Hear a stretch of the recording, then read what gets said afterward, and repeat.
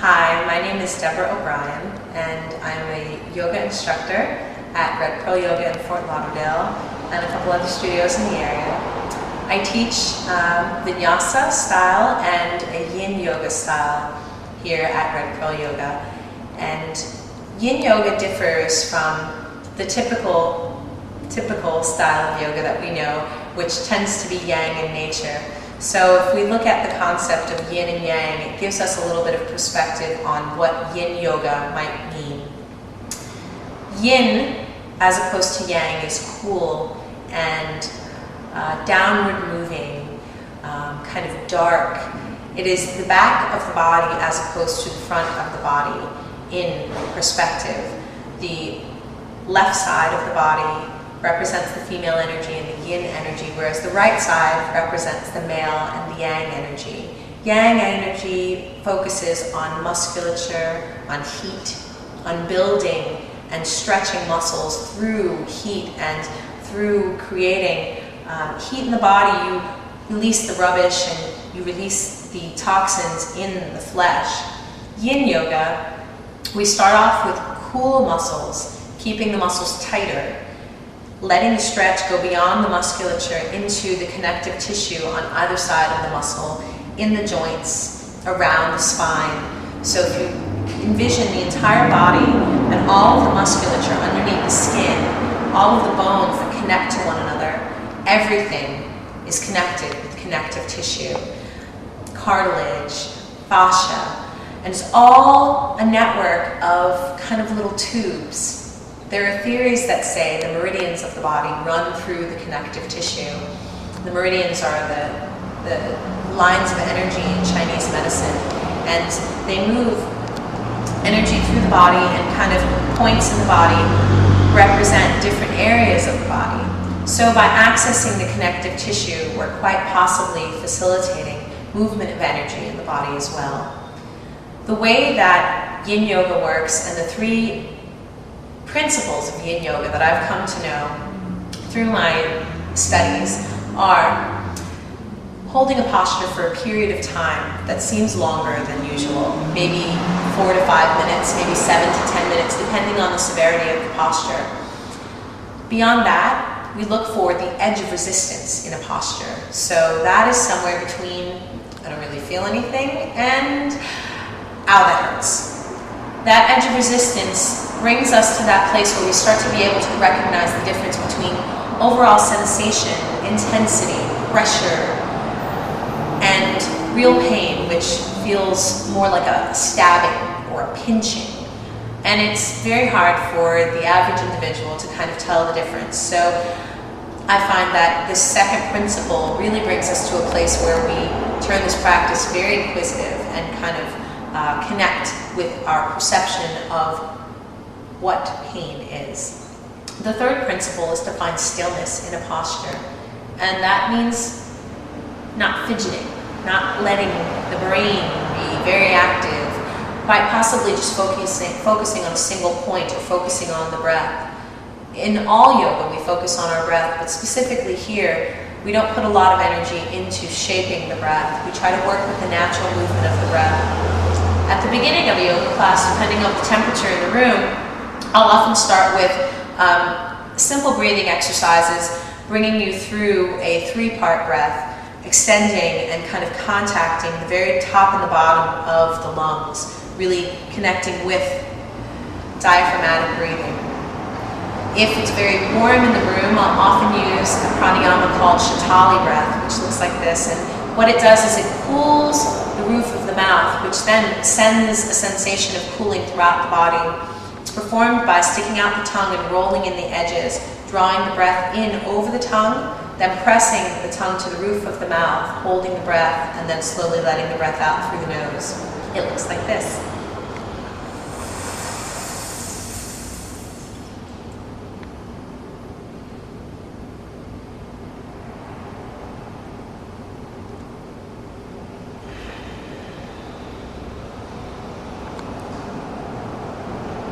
The simple cool sensation of the tongue touching the roof of the mouth cools the entire body.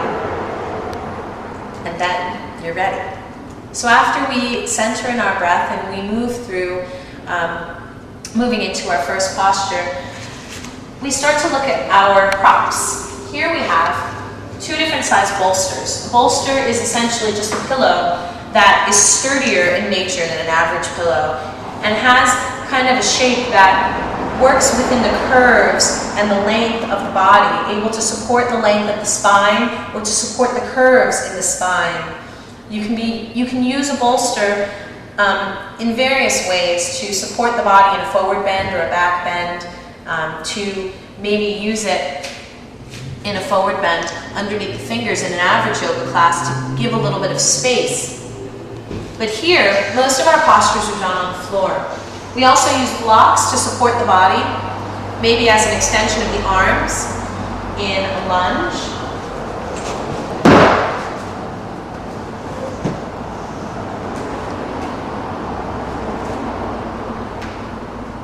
Bringing the body up so that you can bring the shoulders in line with the hips as opposed to really trying to reach the ground, intensifying the posture, but then for some with limited range of motion, it puts us in a position where we don't necessarily have the reach that we need.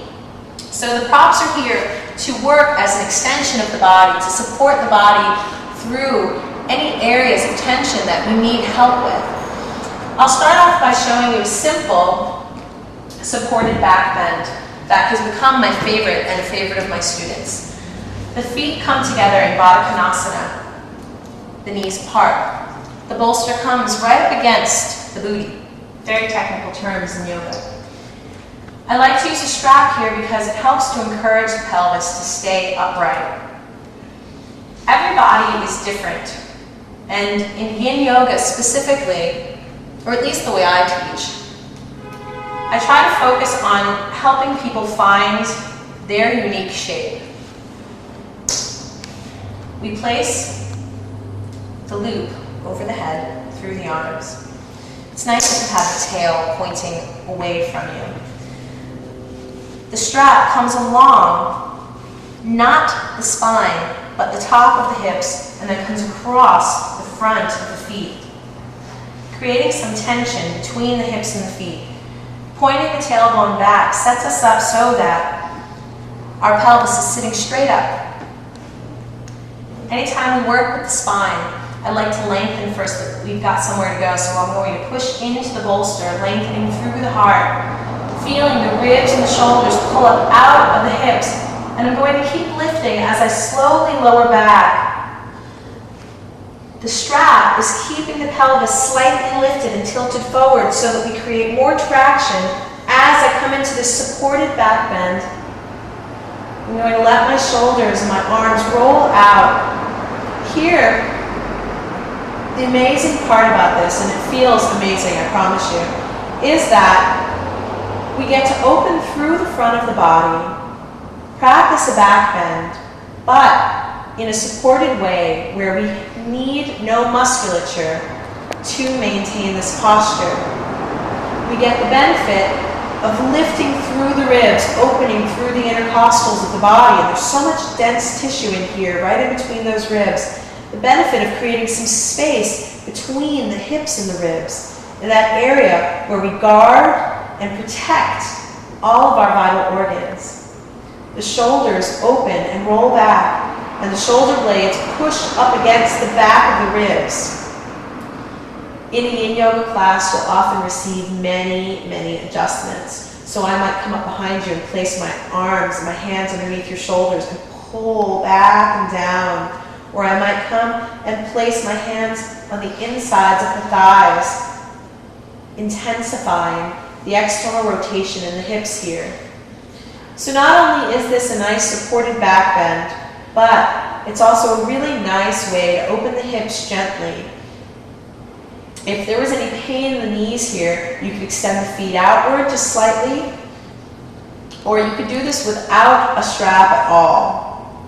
Another way to do this, if this was too intense for the lower back, you could take the bolster and turn it so that it supports the length of the spine, or you could take 12 bolsters and support the length of the spine. It's fine, but it still puts you in a place where the pelvis is tilting forward, we create supported arch in the lower back, and we still get to roll the shoulders out. We hold this posture for up to 10 minutes because this is quite gentle. And then after a period of time, after the breath flows through the body, you'll slowly come forward on an inhale, of course, always moving through the breath. Undoing the strap, releasing. And of course, we always do some kind of counter stretch to be sure not to overstress any area of the body. My favorite here is just bringing the knees together, wrapping the arms around the shins, and bringing the face to the knees. I like to rock a little from side to side here, just to relieve some of the tension in the hips. Any of the yin postures that you're in, you always want to move out of them very slowly. I read somewhere that in a yin posture, as you move out of it, you get a glimpse into what it's like to be 90 years old and have trouble moving in general. And this is the reason why we practice, to keep those joints and all of that movement lubricated. After a nice supported back bend, we might want to do a nice forward bend. And Yin Yoga is known for its hip openers. So here, I'll come into what we call a double pigeon, or fire logs. I'm going to keep my feet flexed nice and hard, because if I let my ankle release here, suddenly my knee is being torqued and my thigh may come closer to the other foot. But is it because of the rotation in the thigh? Or am I just allowing everything to be exploited through the bottom of the leg? You don't find out until you feel pain. So it's nice to just be protected to begin with. Flexing the feet, I'm bringing the right ankle over the left knee and the right knee over the left ankle. I'm going to find a long spine and tilt my pelvis slightly forward. Now, there are no absolutes in Yin Yoga or any other kind of yoga, so if this is something you couldn't achieve, there's always alternatives. If you look at the rotation of my thighs, as I bring my leg across here and bring this leg back, the thighs are still rotating in the same direction, offering an alternative to someone who might be very tight in the hips in this direction. From here, or there, I'm slowly going to lengthen up and then start to focus on the movement of the pelvis as it comes forward, really feeling the movement of these thigh bones in the socket and focusing on visualizing the anatomy of the body, connecting as I slowly lower down in stages, not pushing, finding that place where it feels okay, the edge of resistance. Once I found that edge of resistance, once I found that place where it feels all right, I feel something, but I can't call it quite pain. I feel a sensation across the back of my thighs, on the inside of my hips. And now I'm going to make sure that I relax the upper body so that I can focus on the sensation in the hips. Here's where you find the stillness. And here's where you look around the room and you see people doing this with their fingers. It's very hard in a slow practice to stay focused and try to relax.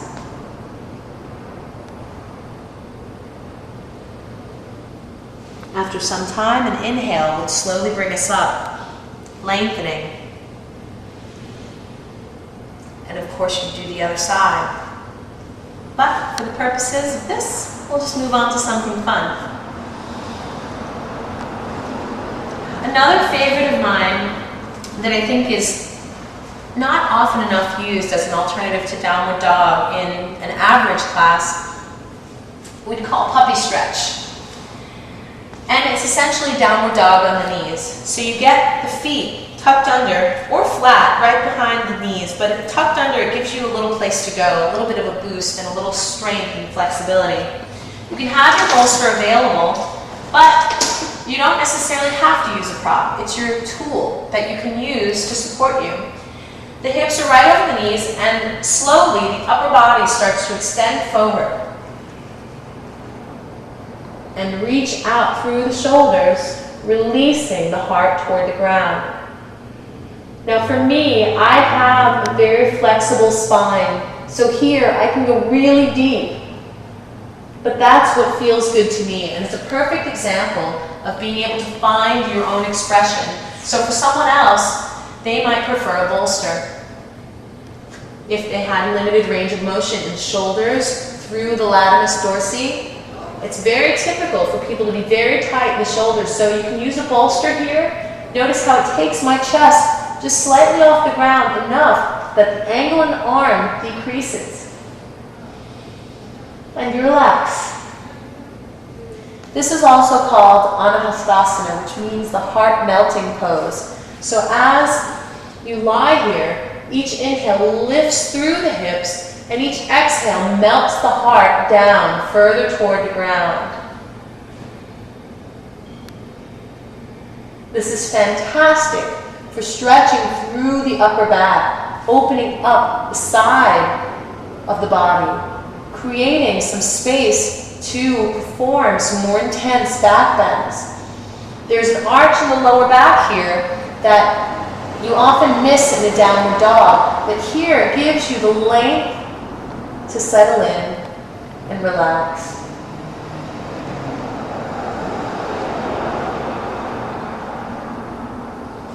On the inhale, you'll slowly come up, and then take a nice child's pose. Maybe supporting the head with a bolster. Maybe you could even put the bolster in between the knees and kind of simply relax.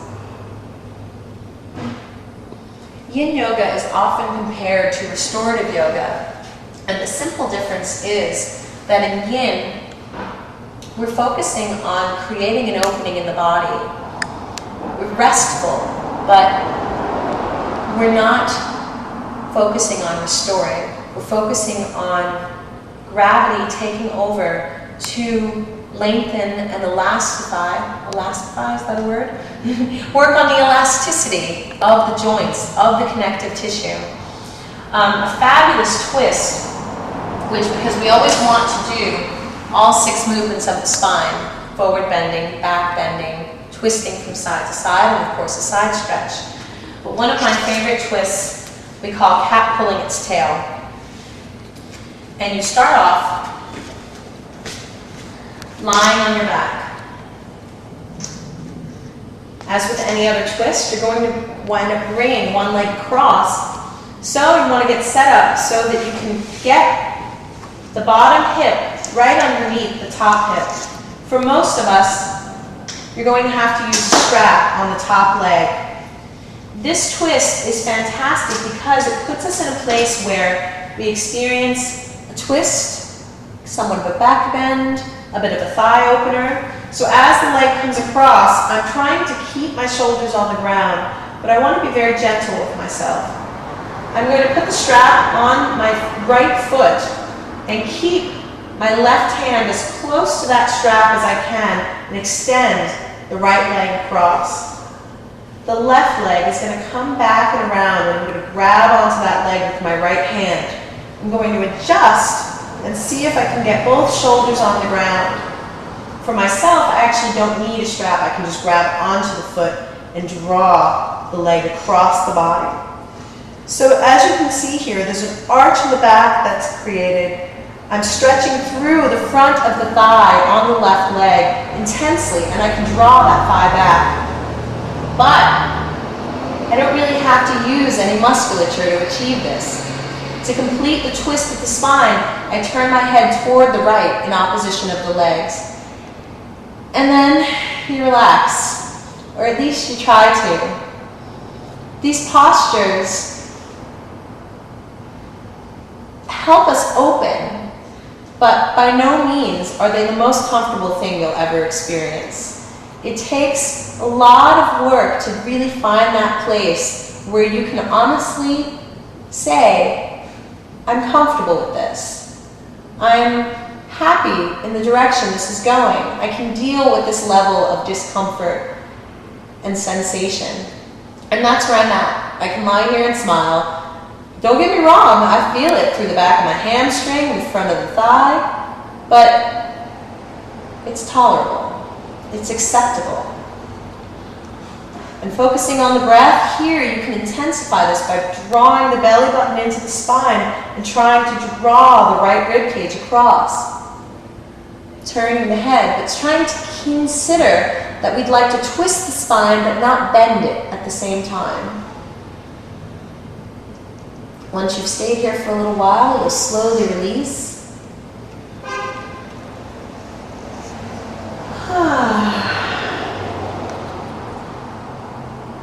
After twisting, it is definitely recommended to do some type of inversion. After we twist the body and compress through the belly, we move toxins around and we release them. And they want to go down. They want to go down to the feet. They want to just be pumped away from the heart. So by inverting, we push it all back into the processing organs. And one of my favorite, I have to say this is probably one thing I've done in almost every class I've ever taught, is a supported bridge pose. So you lie on the back, you bring the feet hip width apart. If you can't tell, if you're not sure, don't worry. You can find your little hip bones, run it down to your knees, check to see if your knees line up with the hips. Touch the heels with the fingertips, and that's a good indication of where the feet should be. Have your block ready and handy, and you're going to have it on end, but it doesn't mean that you have to go there. This is important. Do not turn your neck once you've lifted your hips. So on an inhale, you're going to push into flat feet, lift the hips up, then walk the shoulders. Notice how the ribs start to pop up here underneath the body. I'm going to take this wonderful block, and I'm not turning my head, put it right underneath the flat part of my hips. Drop the hips down onto the block and relax. Some of these yin postures you can find on yinyoga.com, in Paul Greeley's book, Yin Yoga. But some of them I've kind of just ran with, found things that feel wonderful and are yin in nature. And this is one thing that really helps to open the front of the pelvis. And here you've got the flexibility and the lightness of the body that you can really push your hands on either side of the pelvis, opening and broadening through this area where we protect so much. We've got so much going on in here. All of our reproductive organs.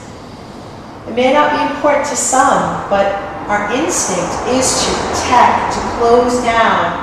So to broaden through this area is liberating, to say the very least. Here we can lift the heart up toward the chin. And then, if it's comfortable, you can extend the legs. Notice I'm doing this very slowly, one leg and then the other. And it's important to move through this practice slowly so that you don't miss that edge of resistance. With the legs extended, it intensifies the feeling in the hips. It intensifies the stretch through the front of the body. There's some weight on the back of my head, but most of the weight is on my hips and my shoulders.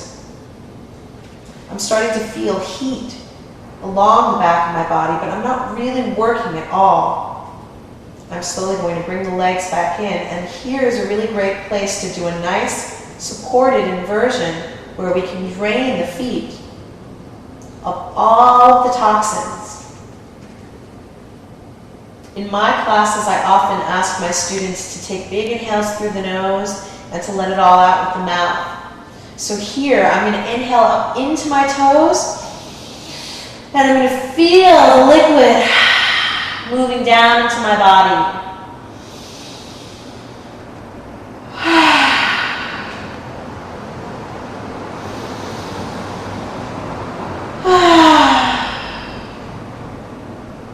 Moving very slowly, I'm going to put the feet back on the ground.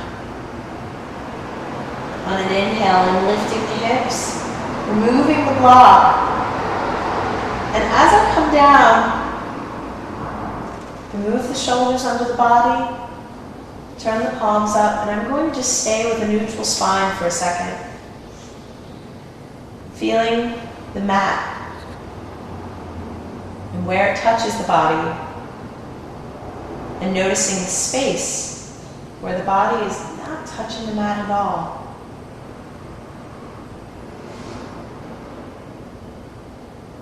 Taking a moment to just feel neutral as opposed to going straight into a counter stretch, which in this case is really nice, knees into the chest.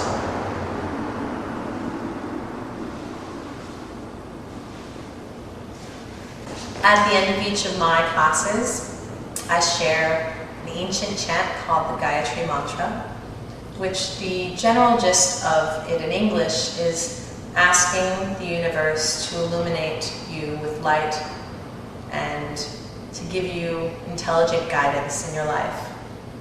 So I'll share that with you now.